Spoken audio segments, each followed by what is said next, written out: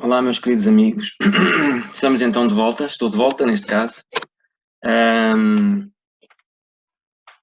Hoje para vos falar das ordens da ajuda. Na terça-feira falei das ordens do amor, fiz uma introdução às ordens do amor, seguida de uma demonstração.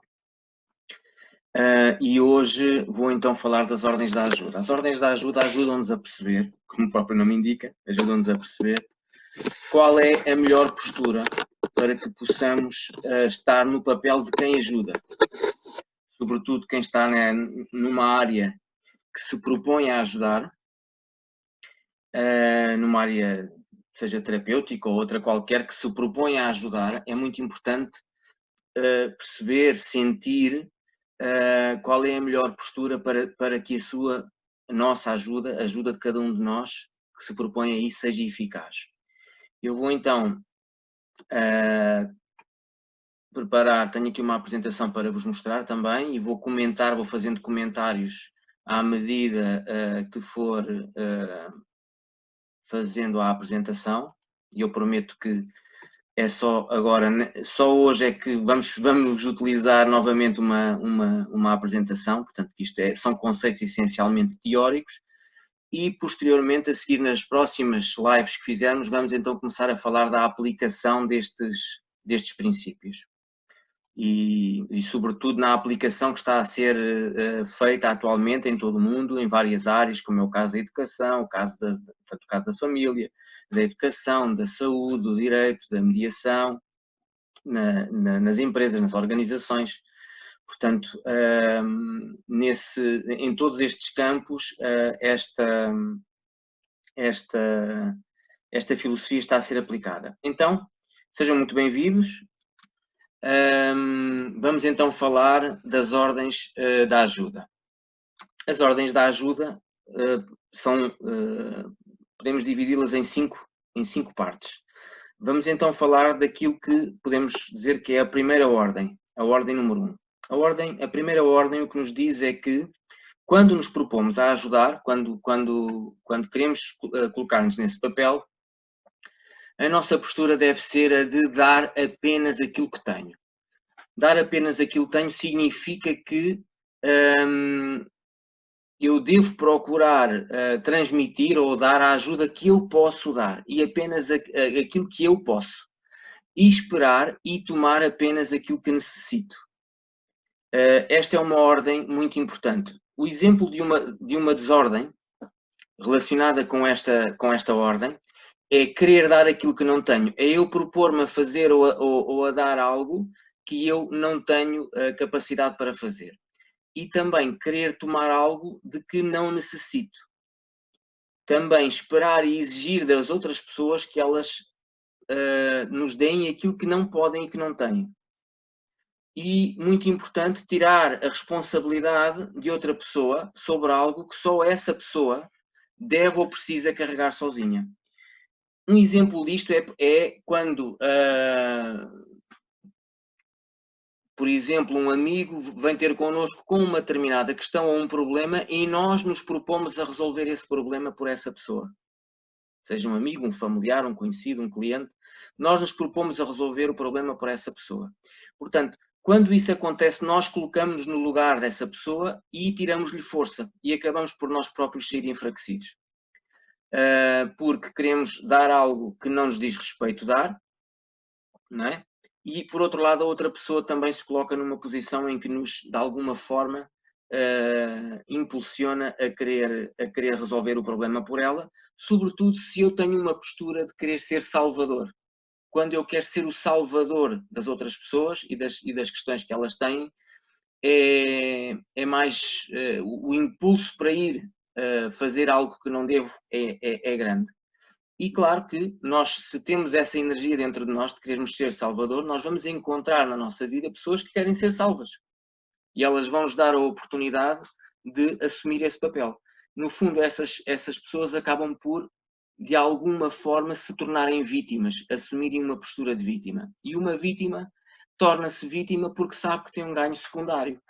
Esse ganho secundário é: eu lamento-me de algo da minha vida ou de um problema que tenho e eu já sei que algumas pessoas se vão dispor a ajudar-me. E ainda que essa pessoa não precise de nada, não é? Ela sabe que se tiver esse comportamento, essa atitude, esse discurso, alguém vai chegar e lhe vai dar uma palmadinha nas costas ou passar a mão, não é? E vai querer, de alguma forma, confortá-la, não é?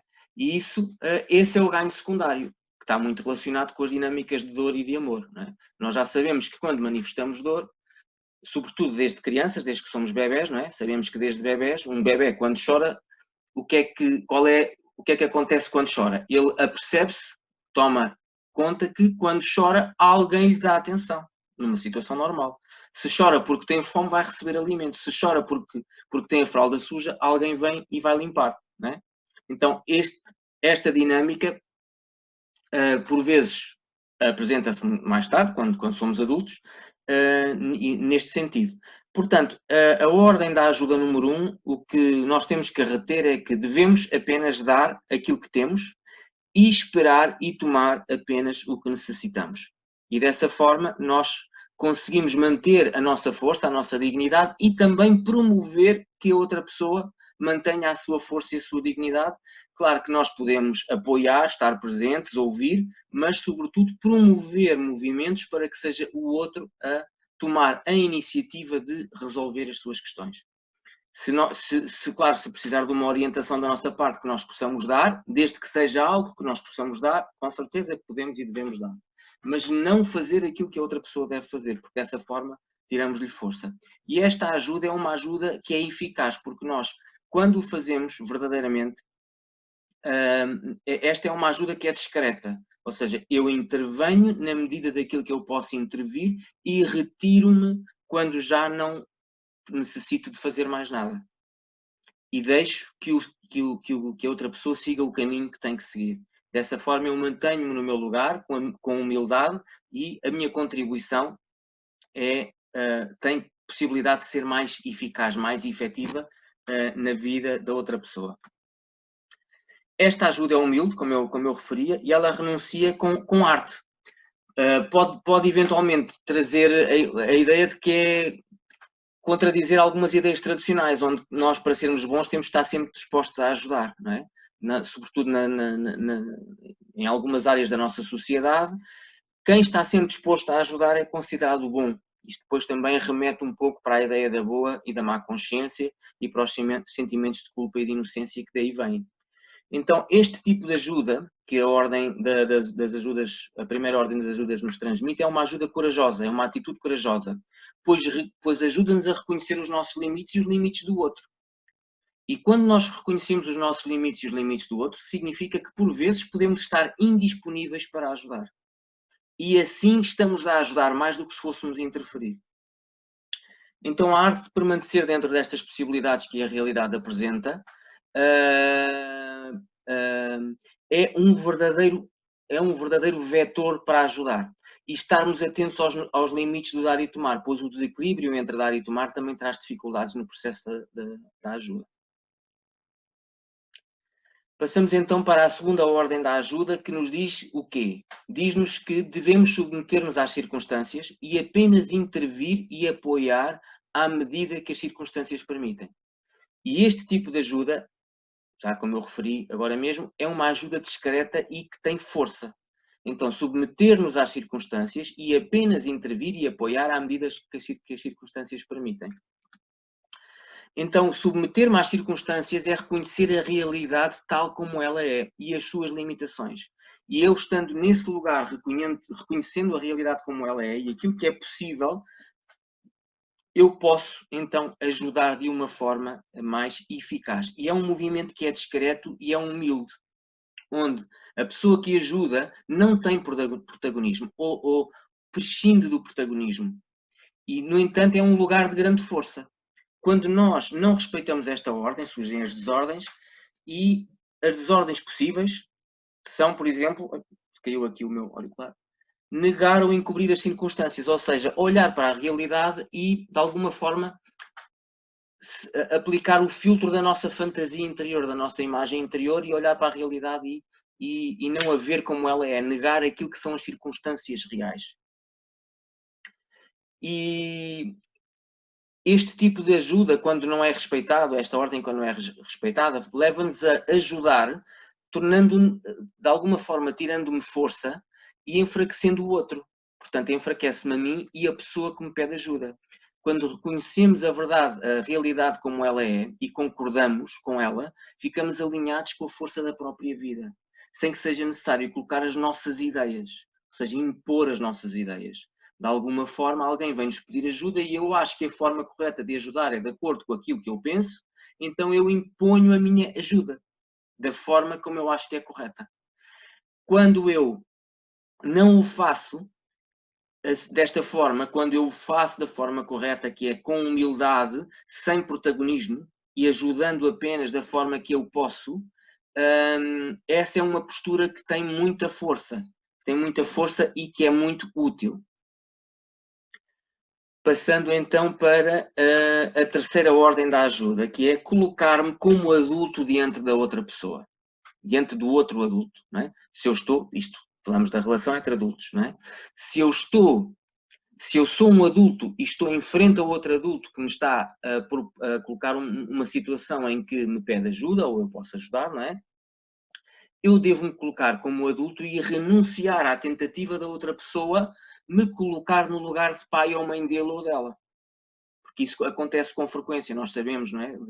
Da experiência que temos da constelação familiar, que essas feridas da infância e que perduram até à idade adulta e que se mantêm muitas vezes connosco, muito tempo, não é? Toda a vida, quando nós não temos consciência disso,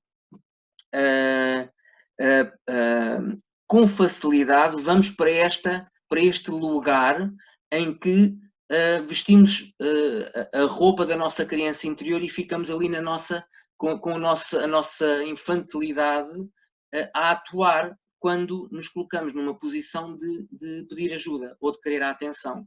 Então, se eu sou um adulto, eu coloco-me diante da outra pessoa como um adulto e eu não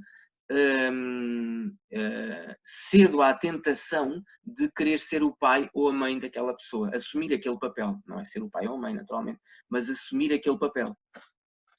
E eu, ao renunciar a esta tentativa do outro me levar para o papel, para o lugar de pai ou mãe dele, eu estou a colocar-me com a postura adequada para que a minha ajuda seja eficaz. Então, colocar-me diante do outro como um adulto reconhece na outra pessoa as possibilidades que ele próprio tem para alterar o seu destino e para ultrapassar as dificuldades que tem. E cria um campo onde os dois somos mais fortes para avançar na direção de uma solução. Então, isto faz com que eu me mantenha no meu lugar, eu mantenho-me sempre no meu lugar como ajudador e renuncio à tentação de sair deste lugar para ocupar o espaço trazido pelas queixas do outro. E se eu o fizer, vou procurar suprir aquilo que aparenta estar vago na outra pessoa, e isso não é, essa ajuda não é eficaz. Portanto, é uma característica, quando eu não aceito sair do meu lugar, isto é uma característica de uma postura que um verdadeiro ajudador pode ter. As desordens aqui estão relacionadas quando vamos contra esta ordem da ajuda, não é? Quando não a respeitamos, então as desordens aqui implicam permitir reivindicações infantis da outra pessoa, não é? Tratar o outro, leva-nos a tratar o outro como criança, não como adulto. Poupá-lo de algo que ele precisa mesmo de carregar e situações pelas quais precisa mesmo de passar e assumir a sua responsabilidade e aceitar as consequências. Reconhecer que o outro é um adulto capaz e é o primeiro passo para que essa pessoa, para que a outra pessoa também se perceba como uma pessoa, como um adulto capaz. E dessa forma, reconhecendo-nos nós todos como adultos capazes, nós estamos empoderados e temos força para promover uma mudança.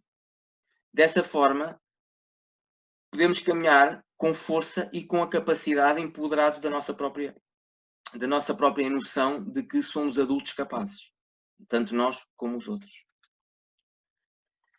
A ordem da ajuda, a quarta ordem da ajuda, diz-nos que enquanto ajudantes, quando nos colocamos nesta postura, e há tantas profissões que remetem para esta postura de ajudantes, e tantas profissões que hoje em dia, nos dias que estamos a viver, são tão importantes, de pessoas que se colocam neste papel de ajudantes e que por alguma razão foram para essas profissões, não é? De alguma forma também houve uma influência sistémica para que fossem para esse caminho, não é? Para que assumissem profissões de ajuda. É muito importante ter noção destas ordens, porque estas ordens ajudam imensamente a que quem assume uma profissão de ajuda possa fazê-lo sem ficar com uma sensação de que se está a esgotar. Então, a quarta ordem da ajuda o que nos diz é que, enquanto ajudantes, focamos a nossa empatia, a nossa atenção mais no sistema da outra pessoa como um todo, do que exclusivamente na pessoa em si como indivíduo, como uma pessoa única, como se ela estivesse sozinha, como se não tivesse um sistema por trás dela que também a leva a estar naquela posição, naquela situação. Então, quando eu foco a minha atenção, a minha empatia mais no sistema do outro como um todo, ao invés de olhar somente para o indivíduo, dá-me enquanto ajudador, enquanto ajudante, uma imagem, se eu olho somente para o indivíduo, dá-me uma imagem incompleta do panorama, do mapa todo. Então é necessário que nós, enquanto ajudantes, consideremos todo o sistema que está envolvido naquela pessoa que chega até nós. E é importante incluir respeitosamente e com amorosidade os outros membros que se relacionam com ele, sendo claramente os mais importantes os pais. As desordens aqui relativamente a esta quarta ordem da ajuda é o ignorar ou desrespeitar outros membros da família. Outros membros que se calhar, em vez de nós, podem e devem dar o seu apoio. Não olhar para os elementos da família dele que foram excluídos e que poderão ter nas mãos a chave para a solução daquilo que a outra pessoa precisa.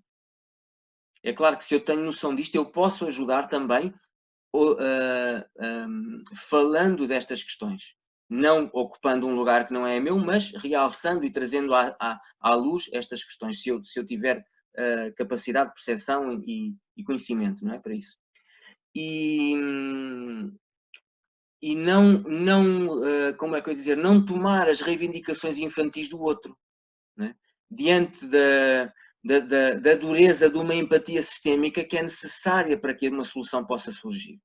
Então, por vezes, ter este olhar sistémico, este olhar mais amplo, esta mirada mais ampla, leva-me a, por vezes, ter uma atitude que possa ser vista como dura. E essa atitude é necessária. Porque se alguém me vem pedir ajuda, alguém que espera de mim algo, e eu assumo esta postura, pode e será visto provavelmente pelo outro como uma falta de interesse, ou se calhar uma falta de empatia, né? Da forma como a outra pessoa entende que a empatia deve ser. Então, se eu estou ciente destas implicações, então a minha empatia, que é o que posso lhe chamar uma empatia sistémica, ela por vezes é dura, mas é necessária para promover a libertação e para promover o empoderamento da outra pessoa. Outra desordem é que uma pessoa que não respeita esta ordem, vou aqui voltar a mostrar, que é focar a nossa empatia mais no sistema do que no indivíduo, é que me impede, se eu me foco só no indivíduo, isso impede-me de olhar para algo maior, algo que está além do outro, algo que é muito maior e que é muito mais importante do que a minha própria ajuda.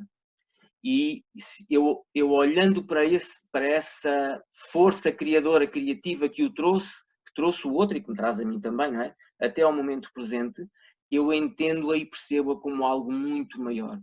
Algo que eu desconheço, mas que eu observo que é muito maior e que tem muito mais força do que eu.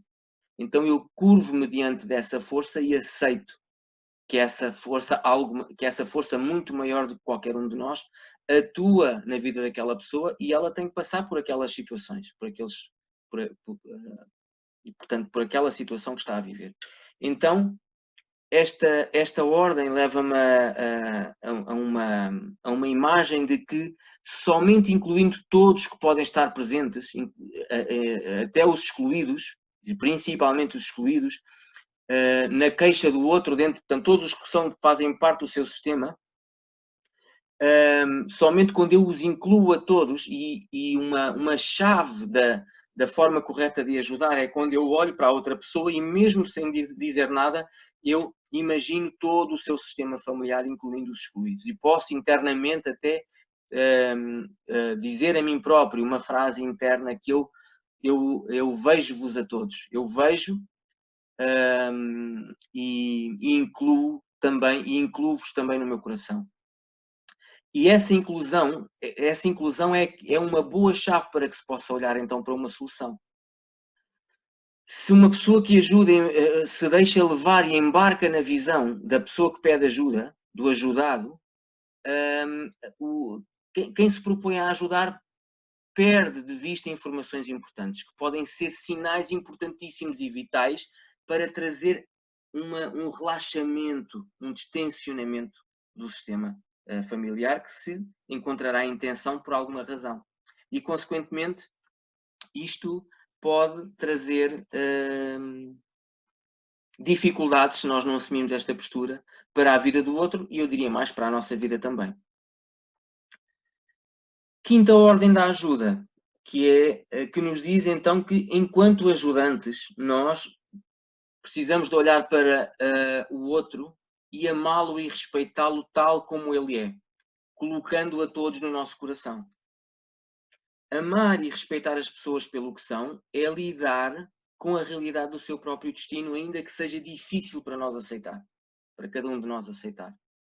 Então, se somos terapeutas ou temos profissões da área da ajuda, esta postura é facilitada pela falta de envolvimento afetivo com as pessoas que chegam, não é?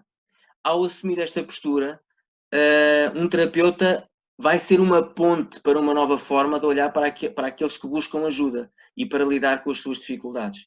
Então, esta ordem da ajuda que me diz para amar o outro tal como ele é e respeitá-lo tal como ele é, colocando a todos no meu coração do seu sistema, até aqueles que ele critica e julga,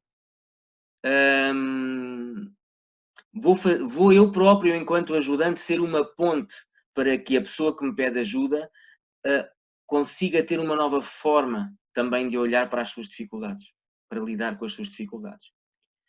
As desordens aqui, relativamente a esta quinta ordem, são precisamente o permitir fazer julgamentos. Imaginem, por exemplo, que uma pessoa nos vem pedir ajuda e que quando descreve a sua questão, fala, por exemplo, de um relacionamento íntimo e critica o seu parceiro ou a sua parceira, né?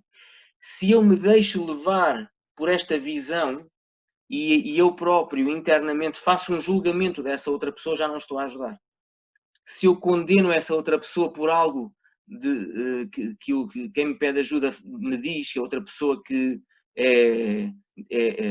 pode eventualmente ser descrita como uma má pessoa ou com um caráter duvidoso, e eu me deixo levar por essa postura e eu próprio vou para o julgamento, já estou a sair do meu lugar. Então, estou a entrar nas desordens relativamente a este tema, que são o entrar no julgamento, na condenação e na indignação moral. E é claro que isto remete muito para aquilo que nós falámos na terça-feira, relativamente às ordens do amor, e para a boa e para a má consciência, não é? Que, no fundo, eu também faço parte de um sistema, e esse sistema, para eu pertencer a ele, para eu estar em boa consciência, eu sou criado dentro desse sistema, dentro de um determinado contexto social, dentro de um sistema de crenças, e se eu acredito que determinadas regras e costumes são que contribuem para que alguém seja considerado bem visto ou bem aceite, não é?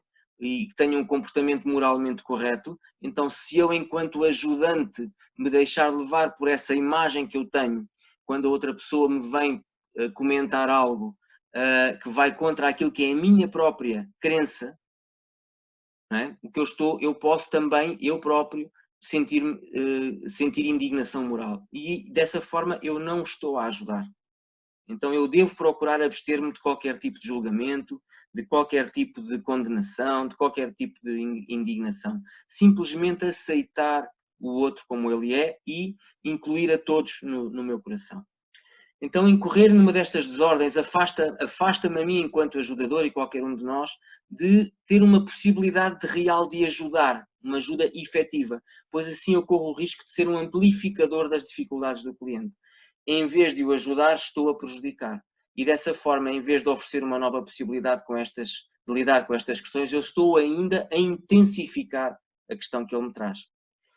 E dessa forma, o que é que eu estou a promover? Que a pessoa que me vem pedir ajuda que fique parada. Se ela já estava presa, cristalizada numa determinada situação, e eu ainda amplifico essa situação tendo uma postura incorreta, eu promovo que essa pessoa potencie a situação em que essa pessoa está e ela então continua parada, não é? Sem movimento e sem vontade de se movimentar para levar a sua vida adiante. Este é muito a dinâmica de quem se põe no lugar de vítima, que é aquele tipo de comportamento e de postura e de atitude de quem só se queixa, mas nunca faz nada para resolver algo que não está bem. Então, e porquê? Porque, na verdade, a queixa não tem o objetivo de receber uma ajuda, quem se queixa dessa forma, de receber uma ajuda eficaz. O único objetivo é receber atenção. E se eu lhe dou a atenção, estou a contribuir para que a pessoa fique. E se a pessoa quer ficar, então que fique. E nós seguimos, porque a melhor coisa que podemos fazer é não alimentar aquele comportamento e aquela postura. E é por isso que, por vezes, uma postura de quem ajuda deste género pode ser vista como algo dura, grosseira, não é? E pode ser visto como desinteresse da nossa parte. Mas a realidade é que, se nós tivermos consciência destas questões, nós sabemos que o nosso comportamento e a nossa atitude, quando tomados e tidos nos momentos certos, são o que melhor podemos fazer para ajudar efetivamente a outra pessoa.